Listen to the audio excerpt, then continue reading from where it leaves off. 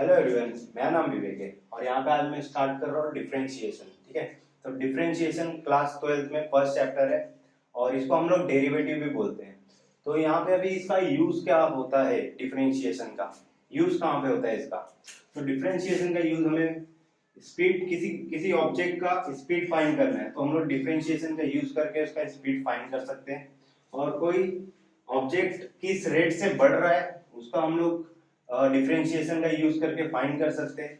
और हम लोग इक्वेशन कोई भी लाइन का फाइंड कर सकते हैं यूजिंग डिफरेंशिएशन। ठीक है, और बहुत सारी चीजें जो हम लोग फिजिक्स में भी आप देखोगे कहीं कहीं पे डिफरेंशिएशन का यूज हुआ होगा, तो बहुत सारी जगहों पे डिफरेंशिएशन का यूज होता है।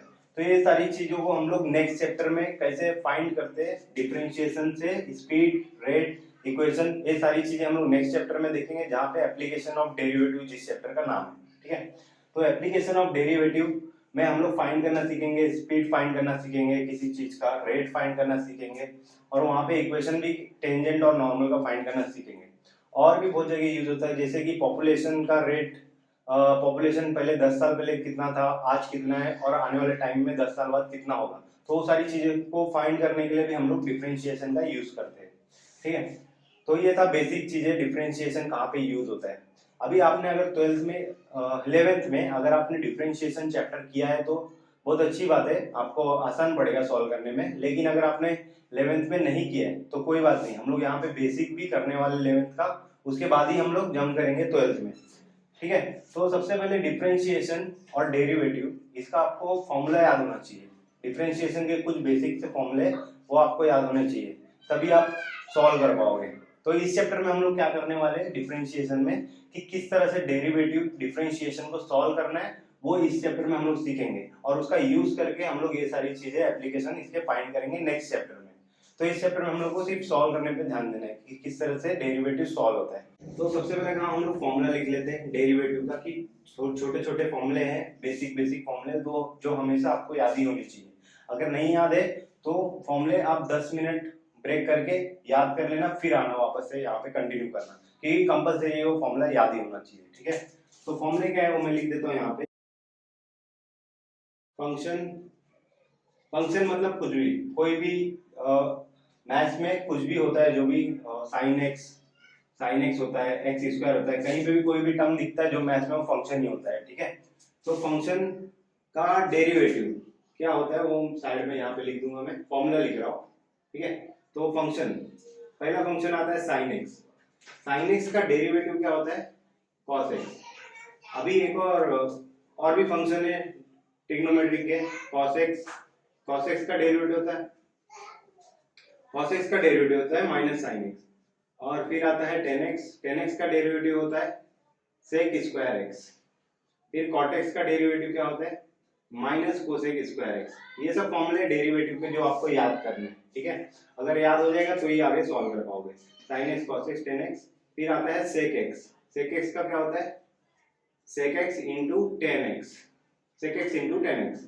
फिर आता है कोसेक एक्स। कोसेक एक्स का डेरिवेटिव क्या होता है, cot x into cosec x. तो ये हो गया ट्रिग्नोमेट्री का डेरिवेटिव। ठीक है, अब आ जाते थोड़ा दूसरे फॉर्मूले में, a रेस टू x। कहीं पे भी a रेस टू x दिखता है तो उसका डेरिवेटिव क्या होता है, a raise to x into log a। अभी a यहाँ पे क्या है, a कोई भी नंबर हो सकता है। जैसे अगर मैं आपको पूछ लूं कि 5 रेस टू x है तो इसका डेरिवेटिव बताओ, तो a रेस टू x दिख रहा है सेम, तो इसका आंसर क्या आ जाएगा, 5 raise to x into log a। a के जगह पे 5 है यहाँ पे। ठीक है, तो a के जगह पे मैं 5 पुट कर दिया इस तरह से। ठीक है, अभी यहाँ पे e रेस टू x का डेरिवेटिव क्या होता है, e रेस टू x ही होता है। और फिर आ जाता है log x। तो log x का आपको याद रखना डेरिवेटिव 1/x होता है। log में एक और फॉर्मूला है, log x to the base a। अगर बेस में a है तो क्या आंसर 1/x तो रहेगा ही, लेकिन 1 इंटू लॉग a भी साथ में आ जाएगा। जो भी यहाँ पे वैल्यू रहेगा a का, वो log a के टर्म में वहां पे लिख देना। ठीक है, अभी सबसे इंपॉर्टेंट फॉर्मूला जो बचता है x raise to n। x raise to n सबसे इंपॉर्टेंट फॉर्मूला। तो ये क्या होता है, nx n माइनस 1। इसका मतलब क्या है, x रेस टू n मतलब x रेस टू अगर 3, n का n मतलब वहां पे नंबर होगा कोई भी। ठीक है, तो x रेस टू 3, तो क्या आ जाएगा इसका answer, n x n, sorry n की जगह पे 3 है तो 3 माइनस 1। n(x(n-1), ठीक है। तो इसका आंसर क्या हो जाएगा 3x, ये कितना होता है 3 - 1 = 2। तो क्या करना है आपको, अगर x⁵ है तो आप डायरेक्ट याद रखना, फॉर्मूला अगर नहीं याद है तो डायरेक्ट याद रखना क्या 5x4, एक कम कर देना ऊपर, पावर में एक कम कर देना हमेशा, ठीक है। तो इस तरह से इसको निकालना है x⁵n को। और अभी एक और फॉर्मूला हमेशा याद रख लो कि √x क्या होता है 1/2√x होता है। कभी भी आपको √x का डेरिवेटिव फाइंड करना है तो उसको बोल देना 1/2√x होता है। और एक और बचा x का डेरिवेटिव हमेशा 1 होता है, याद रखना, अगर x अकेला है तो उसका डेरिवेटिव 1 हो जाएगा। और एक और बचा सबसे IMP, कांस्टेंट का डेरिवेटिव 0 होता है, ठीक है। मतलब कोई भी नंबर है अकेला, कोई भी नंबर है तो उसका डेरिवेटिव क्या हो जाएगा 0 हो जाएगा। तो इतने फॉर्मूले अगर आपको याद है डेरिवेटिव के तो आप 11th का डेरिवेटिव कर सकते हो, 12th का भी डेरिवेटिव कर सकते हो। और भी ट्रिग्नोमेट्री के फॉर्मूले लगेंगे जो मैं साथ ही साथ में सम के साथ ही बताते जाऊंगा, वहां पे एक्सप्लेन करते जाऊंगा तो आपको समझते जाएगा, तो वहां पे आपको याद करना पड़ेगा। तो इतने फॉर्मूले के बाद अभी हम लोग क्या करते हैं कि 11th का बेसिक देख लेते हैं कि 11th में किस टाइप के सम हुआ करते थे, ठीक है। फिर उसके बाद हम लोग 12th में जंप करेंगे कि 12th में किस टाइप के सम। तो 11th में क्या बोलते थे वो लोग कि डिफरेंशिएट करो, differentiate with respect to x। 11th में ऐसा क्वेश्चन होता था कि differentiate with respect to x, और ये 12th में भी ऐसे ही क्वेश्चन होगा पूरे चैप्टर में, और 11th में भी पूरे चैप्टर में ऐसे ही क्वेश्चन था कि differentiate with respect to x। इसका मतलब क्या है डेरिवेटिव, डिफरेंशिएट का मतलब derivative with respect to x। मतलब इसका क्या, ये क्वेश्चन का मतलब क्या होता है derivative with respect to x, इसका मतलब ये होता है derivative with respect to x। तो अगर मुझे क्वेश्चन दिया है कि y = sin x दिया है, y = sin x दिया है और बोला है कि derivative with respect to x, तो क्या करना है सिंपली आप d/dx दोनों तरफ अप्लाई कर देना। d/dx मैंने दोनों तरफ लिख दिया, यहाँ पे भी d/dx लिख दिया, यहाँ पे भी d/dx लिख दिया, ठीक है। तो अभी डेरिवेटिव, इसका मतलब होता है डेरिवेटिव, तो डेरिवेटिव y कुछ फॉर्मूला है क्या हमारे पास, नहीं है, y का कुछ फॉर्मूला नहीं है, तो ये dy/dx ऐसे ही रहेगा। और derivative sin x, derivative sin x है हमारे पास, है यहाँ पे sin x का डेरिवेटिव क्या होता है cos x होता है, तो मैं यहाँ पे लिख दूंगा डायरेक्टली cos x।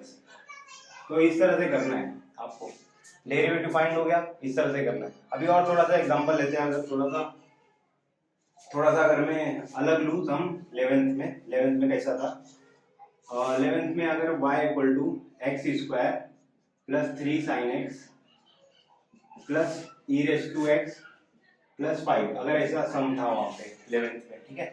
तो क्या करना है आपको, यहाँ पे मैं भी कुछ ले लेता हूँ, 2 ले लेता हूँ। तो सबसे पहला काम क्या है differentiate with respect to x, इसका मतलब d/dx सब जगह अप्लाई कर देना है। तो यहाँ पे मैं लिखूंगा d/dx y, यहाँ पे लिखूंगा मैं d/dx x², यहाँ पे लिखूंगा d/dx 3 sin x प्लस यहाँ पे लिखूंगा मैं d/dx 2e⁻x प्लस यहाँ पे लिखूंगा d/dx 5, ठीक है। इतना हुआ।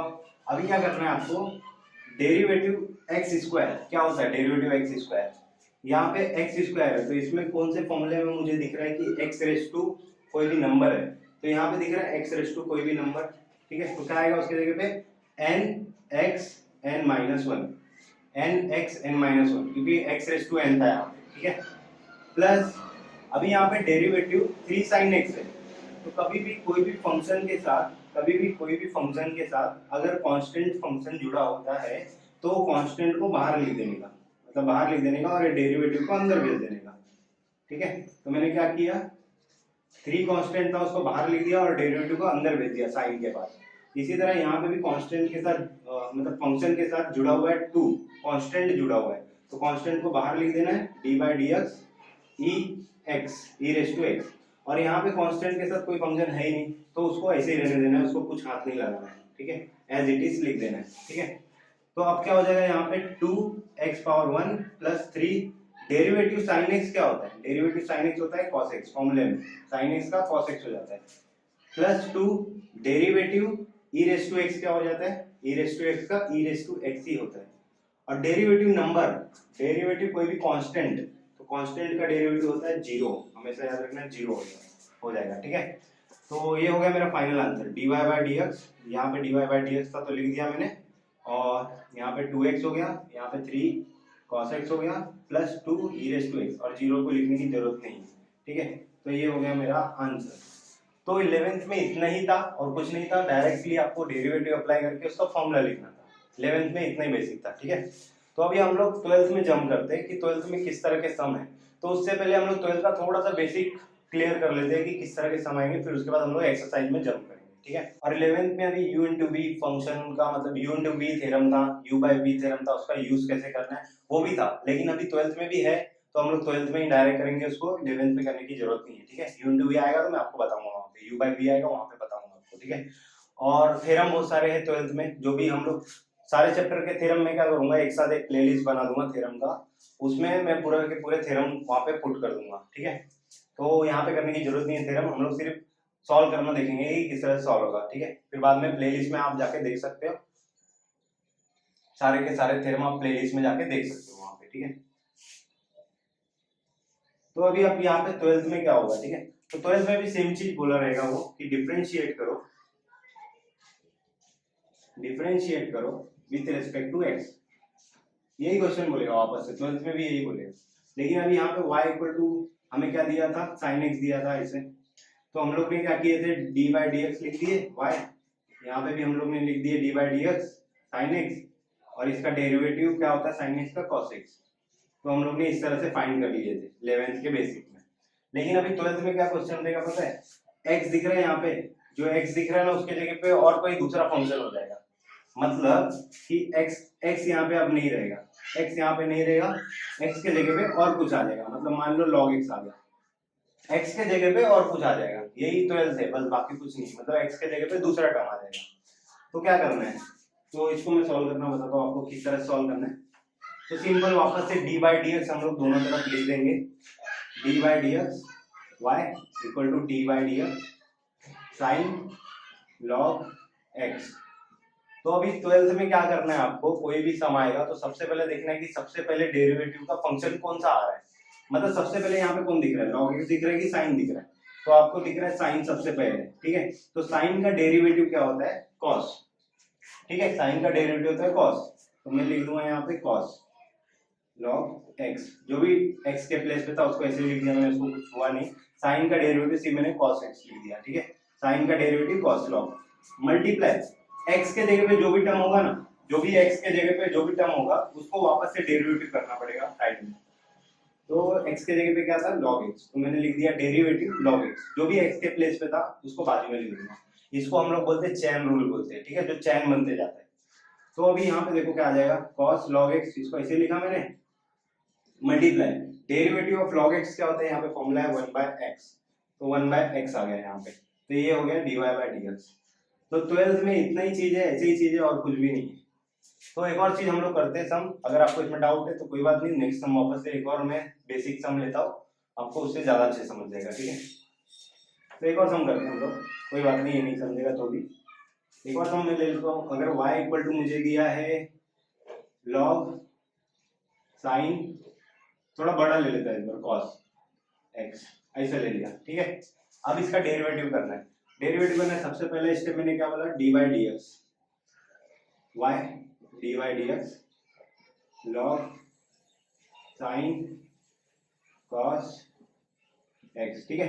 अभी सबसे पहले क्या दिख रहा है, मैंने बोला कि सबसे पहले जो दिखेगा उसका एक फॉर्मूला लगाना है डेरिवेटिव का, ठीक है। तो यहाँ पे सबसे पहले क्या दिख रहा है मुझे, आगे सबसे log दिख रहा है, सबसे आगे log दिख रहा है, तो log का फॉर्मूला क्या होता है, log x का फॉर्मूला होता है 1/x, मतलब x है यहाँ पे तो 1/x हो जाता है, लेकिन यहाँ पे x के जगह पे क्या है, ये टर्म दिख रहा है पूरा, x के जगह पे ये टर्म दिख रहा है, तो आंसर क्या आएगा 1/x, लेकिन x के जगह पे क्या है sin cos x, ठीक है। x के जगह पे जो था उसको मैंने लिख दिया वहां पे, मल्टीप्लाई डेरिवेटिव, डेरिवेटिव जो x के प्लेस पे था ना उसको साइड में, मतलब sin cos x, मतलब जो भी x के प्लेस पे था उसका डेरिवेटिव बाजू में लिखना है आपको। इतना याद रखना है कि जो भी चीज x के प्लेस पे होगा ना तो उसका डेरिवेटिव साइड में करना ही करना है आपको, ठीक है। तो यहाँ पे अभी 1/, मैंने लिख दिया sin cos x मल्टीप्लाई, अभी डेरिवेटिव वापस से आ गया, यहाँ पे sin और cos है, तो सबसे पहले क्या दिख रहा है sin, तो sin का डेरिवेटिव क्या होता है, sin का डेरिवेटिव तो cos, तो मैं लिख दूंगा यहाँ पे cos x, लेकिन x के जगह पे तो यहाँ पे cos x है, साइन एक्स होना चाहिए था ना, तो साइन एक्स का डेरिवेटिव मैंने कॉस एक्स लिख दिया, लेकिन एक्स के प्लेस पे कॉस है, तो multiply derivative cos x, side में वापस से आ जाएगा, क्योंकि एक्स के प्लेस पे कॉस एक्स बचा था, तो मैंने लिख दिया डेरिवेटिव कॉस एक्स। अभी इसको मैं अच्छे से लिख दूंगा, 1 मल्टीप्लाई कॉस क्या होता है, कॉस हो जाएगा into cos x, cos x नीचे हो जाएगा साइन कॉस एक्स मल्टीप्लाई, यहाँ पे cos x का डेरिवेटिव बचा, cos x का डेरिवेटिव होता है माइनस साइन, तो माइनस साइन x आ गया। तो ये हो गया मेरा final answer dy by dx। तो आपको अगर नहीं समझा वापस से मैं बता देता हूँ, देखो log है तो log सबसे पहले log दिख रहा था आगे, तो log का डेरिवेटिव क्या होता है, log x का डेरिवेटिव क्या होता है 1 अपॉन x, लेकिन x के प्लेस पे ये था इसके लिए मैंने यहाँ पे x लिख दिया, फिर x का डेरिवेटिव बाजू में, मतलब x के जगह पे ये था पूरा टर्म, अब यहाँ पे इसका डेरिवेटिव करना है साइन का, तो साइन का डेरिवेटिव क्या होता है cos x लिख दिया, ठीक है, जो भी थीटा है वो साथ में लिखने का, उसको छोड़ने का नहीं, तो साइन का cos हो गया और जो भी थीटा था साथ में। अभी यहाँ पे x के प्लेस में क्या है cos x है, तो cos x का डेरिवेटिव वापस से मैंने लिख दिया, अब cos x का डेरिवेटिव क्या होता है माइनस साइन, ठीक है, ब्रैकेट माइनस साइन, तो इतना ही करना है, ठीक है। तो ये तो बेसिक था, तो समझ गया तो अच्छी बात है, नहीं समझा तो जब हम लोग एक्सरसाइज पे जंप करेंगे तो वहां पे आपको ज्यादा अच्छे से समझ जाएगा, ठीक है, तो कोई टेंशन लेने की बात नहीं।